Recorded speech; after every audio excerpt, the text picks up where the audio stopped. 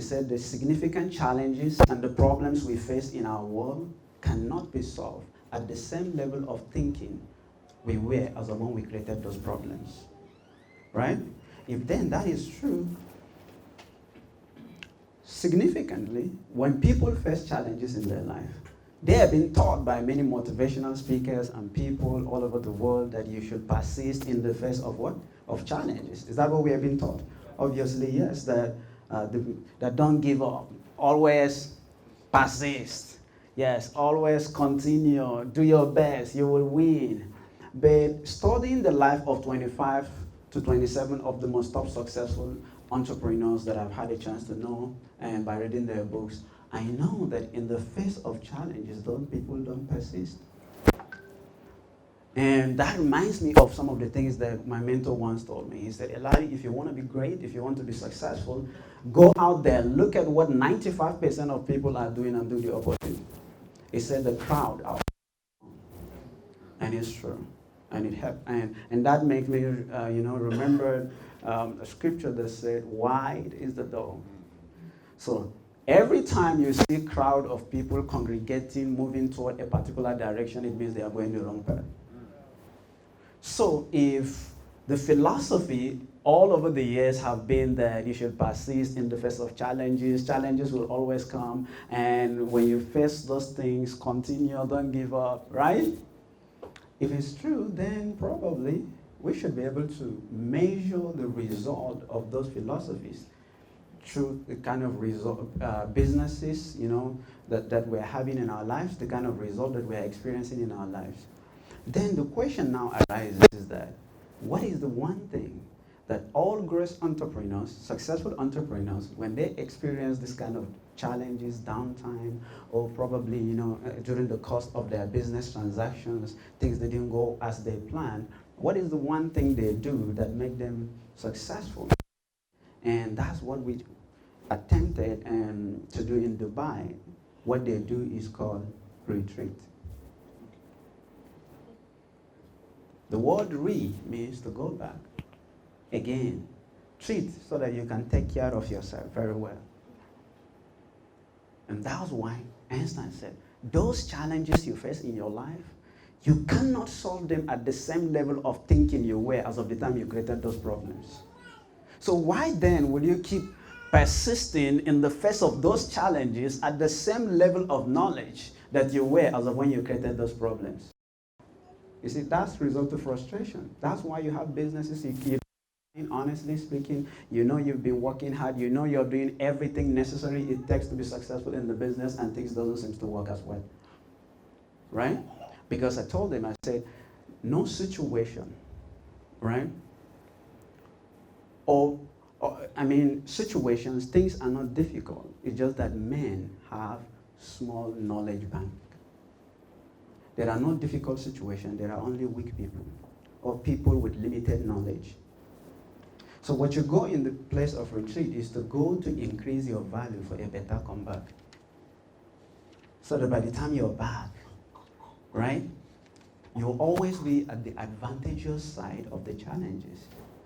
Were there any problems or challenges probably in anybody's life here that you faced at some point in your life that it was a kind of challenge, but probably you went back and you increased in your knowledge, or you learned something different, and when you came back to that very same thing, all of a sudden what was a big challenge for you, all of a sudden it's no longer a challenge before. Right? Yeah. What you should do is what? To retreat. Go back. Means to go back. Rewind. To go back again, yeah? Replay. Right? So redo. Retreat.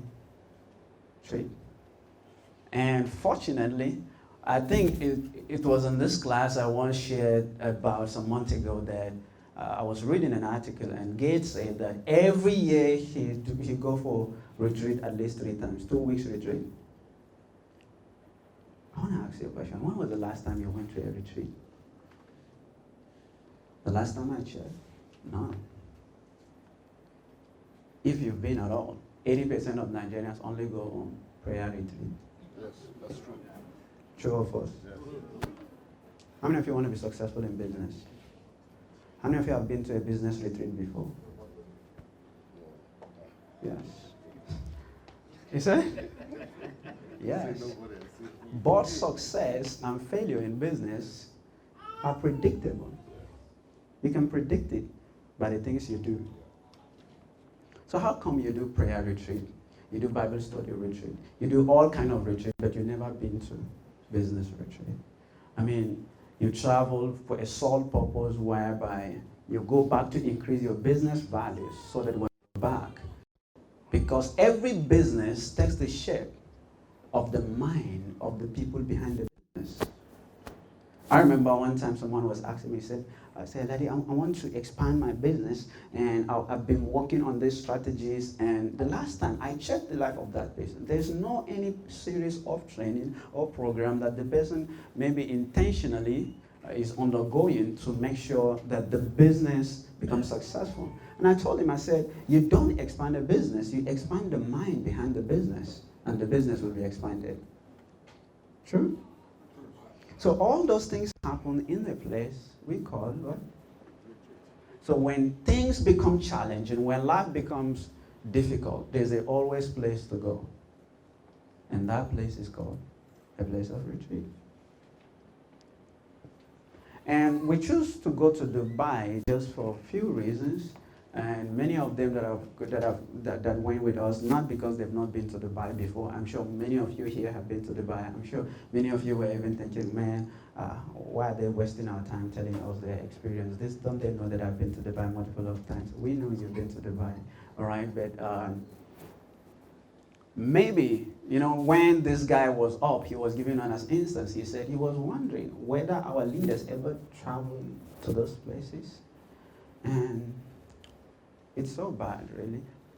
But we can't blame them because they are our own reflection. True? Yes. So the next time you want to complain about them, look at yourself first. They are from us, out of us.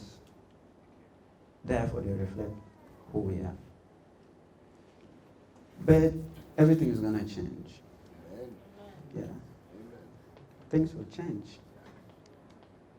I was deeply hurt when the very first thing, I was talking with someone there, and he told me, he said, in 1976, they came to Nigeria, that the government of Dubai borrowed, just like what they said earlier on, $10 million. And when you look at the difference to now, it's crazy. And so we went there for some reasons. Number one reason is, if you want to change your life, you can't change your life until you change your experiences. There are about 3 to 4 things that affect your person, that affect who you are as a human being. Number one is your life experience. Your experiences affect your judgment and your interpretation of the world, how you see the world.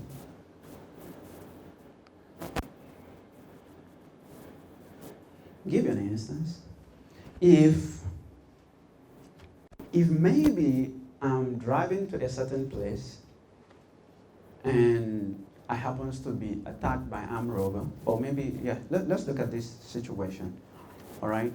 Maybe on your way somewhere, you happen to go out to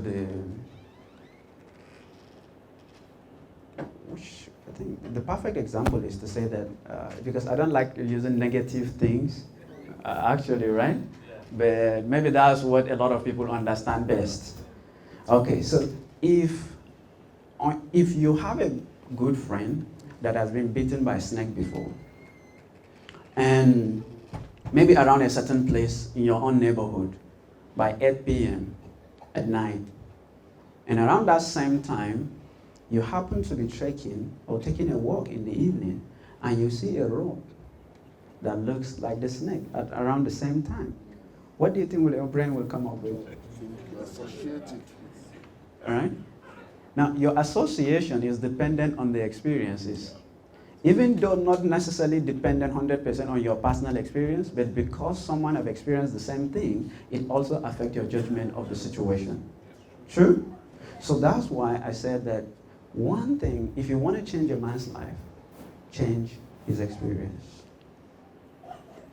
You cannot change your life without changing the kind of things that you experience in your life. That is why 80% of the time, every result that I want to get in my life, I want to make sure I experience it. Because experience creates desire. And desire, according to Napoleon, we said, is the first and the most important step in achievement, in human achievement. It's the first step toward accomplishing any definitive result. So the second thing is your environment. Nothing influences the quality of your output like your environment. You know, you can make your room to reflect the kind of environment that you want. True? Yeah. Yes.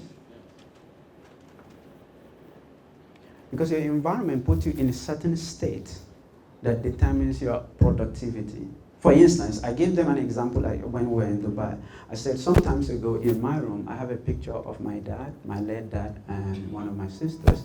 And all of them are late. I love my dad so much, all right, and my sister. So this is what happened. Every time I'll go out, do my normal business activities. When I come home, and the very first thing that welcomes me is that picture. What kind of environment do you think I'm creating for myself? Disempowering. Yeah. It makes me reflect and miss them every now and then when I see those things. And have any of you been in a situation in your life where you went somewhere and you experience your dream, you experience the thing that you want, right? Maybe you're in a particular kind of environment, for example, in a class like this, or a church, or a mosque, or you've been to a particular place, and while discussion were going on, you were sparked up, and you feel like, well, if I leave this place, my life is going to change. I'm going to do whatever necessary to make sure that everything works for me. And guess what? When you leave that same place and you go back to your same environment, after 1 day, 2 days, 3 days, 4 days, 5 days, they ask you, yeah, what was it? What was the topic that you guys treated the last time? You start scratching. You say, well, I cannot actually remember. Has it happened to any of you before? Sure. Because you left the environment that support that dream, and you return to your previous environment. So nothing affects what you become like your environment. And we look for all these places to travel, not necessarily because we just want to travel, but because we are deliberate about it. Your environment.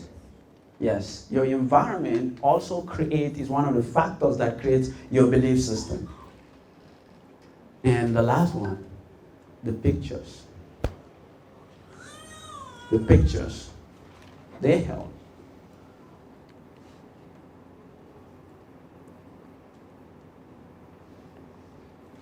They help. And we did a course, and there was a time we talked of neuroscience. We did an introduction of neuroscience. Anyway, today we're going to talk about business intelligence. I didn't forget why we're here and what we're going to talk about. It's going to be awesome time. You're going to have an awesome session tonight. You see, neuroscience, because the nature of our brain is designed in such a way that our brain, and I've told you over and over in this class again, that the human brain doesn't know the difference between what is real, right, and what is not real. It responds to the pictures because, as a matter of fact, your brain sees things in pictures.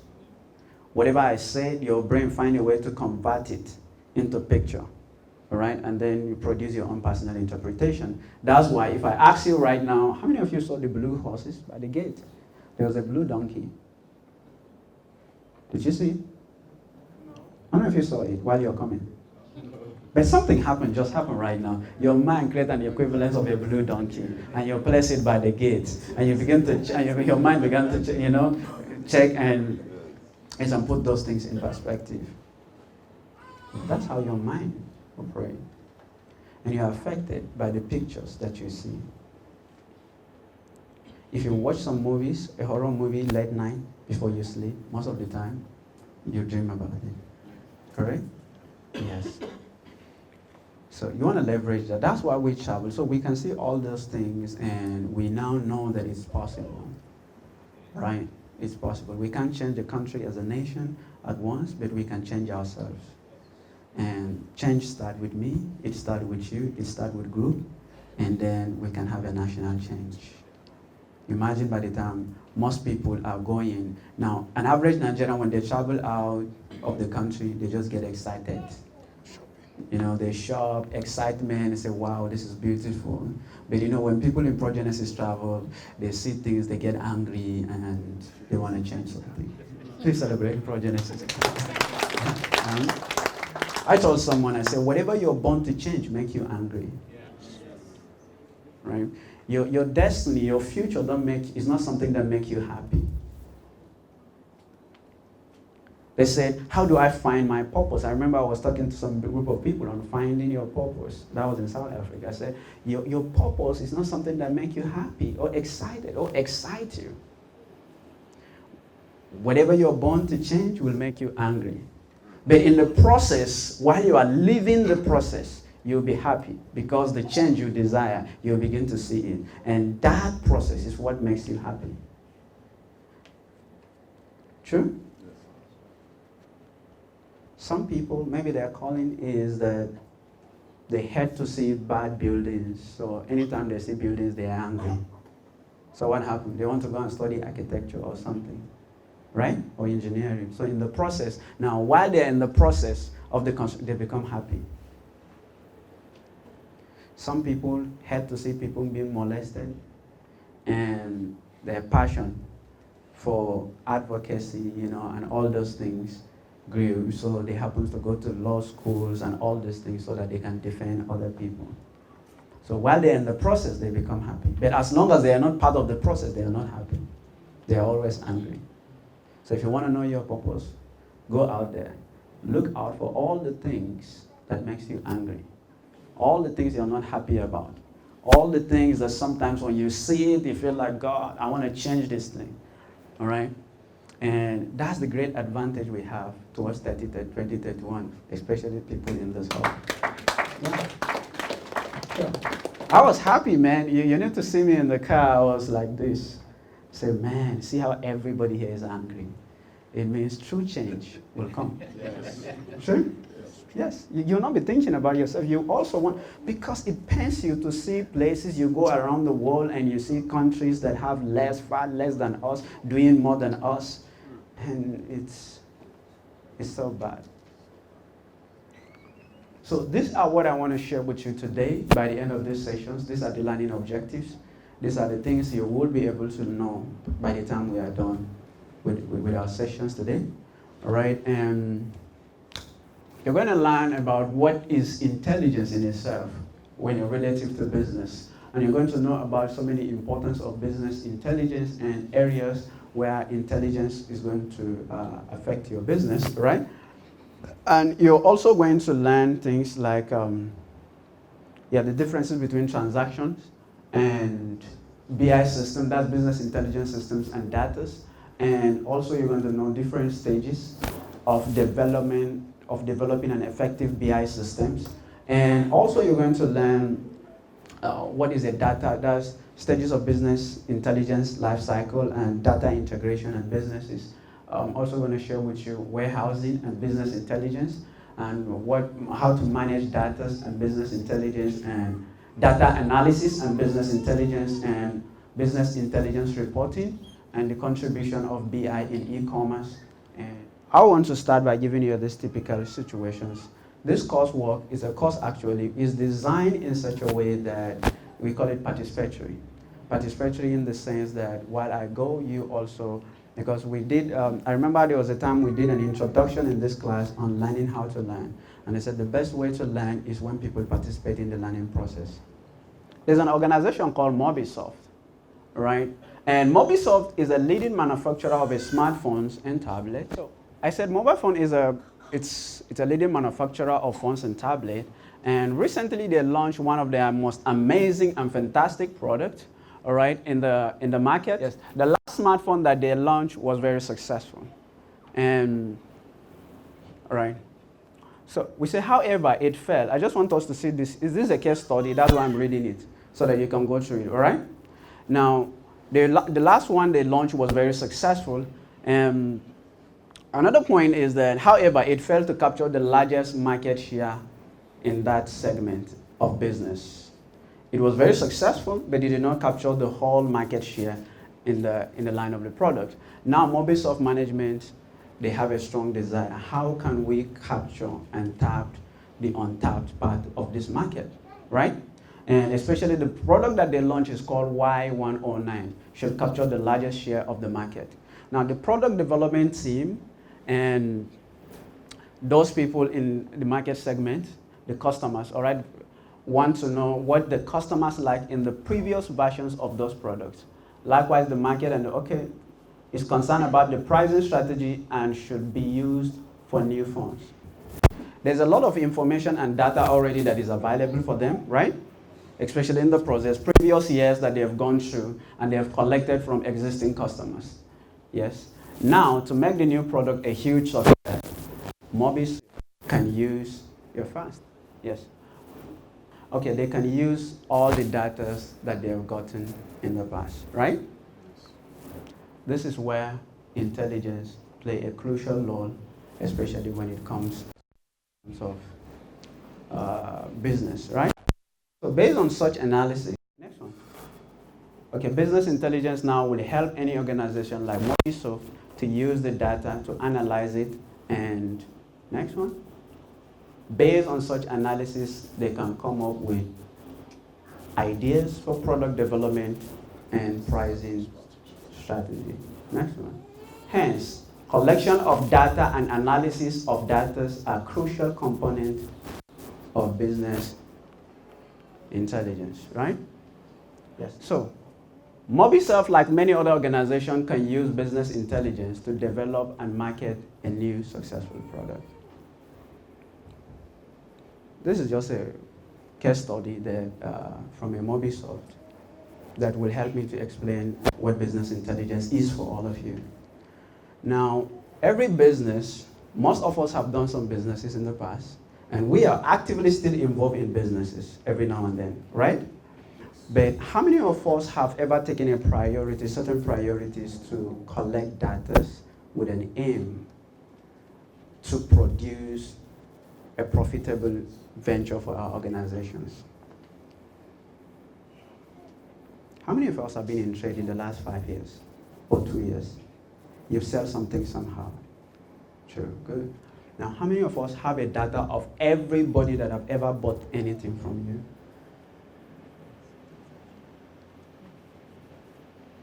How many of us want to have a very successful world-class business? Everybody. That is true. So, Steve Jobs made a statement. He said, you cannot connect the dots going forward. How do you connect it? Please repeat it after me. You cannot connect the dots going forward. You only connect it going backward. What Steve Jobs was trying to explain was called business intelligence. Your ability to go back in your previously produced product and services, all right, and gain some access important information as for, what the customer likes, the demographics of the customers, all those important things that relates to your business. Use it to project the future. That is what he was trying to say. He said the dots can only be connected, can only be understood. For you to build a successful company, successful business, not necessarily have to come from sitting down and creating strategies on what work forward. But you always have to go backward to see what are some of the factors that led to where I am today. What are some of the things, the demographics of people that buy my product? What are their age group? What kind of color do they like? All those data, you collect the data and mine out the data with an aim to produce a profitable venture in the future. That is why we call it what? Business intelligence. So, in the business intelligence, We said this is a consolidated tool that uses several technology and application to help analyze and investigate data and informations with a certain goal, right? To find useful insight that can help to provide or prove to the benefit for any organization. There are several components that help you do that in the process of business intelligence, all right? Any system, the system that helps you to capture information, process that information, right? What is the first part? To capture information, and second, to process the information. You know, a data is an unprocessed information, right? That is not meaningful. And when you process it, the process of processing is to create meaning out of what you already have, the data. You can have a data that is not useful to you, except you find a meaning out of it, all right? But process that information into actions, into useful insight that can provide a beneficial benefit for the organization. That is when we are said to have a very complete, good business intelligence system.